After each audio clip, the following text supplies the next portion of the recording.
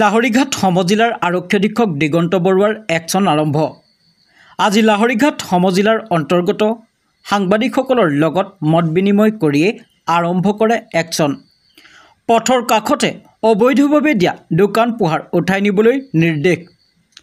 লাহৰীঘাট বজাৰৰ মাজেৰে যোৱা নগাঁও ভোৰাগাঁও পথত অবৈধভাৱে দিয়া দোকান পোহাৰ অতি শীঘ্ৰে উঠাই দিবলৈ নিৰ্দেশ দিয়ে লাহৰীঘাট সমজিলাৰ আৰক্ষী অধীক্ষক দিগন্ত বৰুৱাই।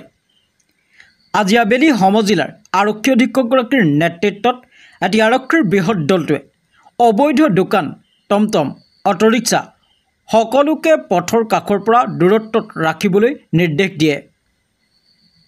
অবৈধভাৱে দিয়া দোকানীসকলৰ বিৰুদ্ধে আৰম্ভ হয় একশ্যন। ৰাইজে ধন্যবাদ জনাইছে আৰক্ষী বিষয়াগৰাকীক। Bureau report, Indian fast news. বিনা পাৰ্মিশ্যন আপোনালোকে ৰাস্তাত কি এনেকৈ দোকান দিছে? আপোনালোকে ঘৰে বনাই ল'লে। কৰিব হা কাইলৈ পৰা। কাইলৈ এইটো ক্লিয়াৰ কৰিব। কাইলৈ খালী কৰিব। কাইলৈ কিন্তু ক্লিয়াৰ কৰিব দেই।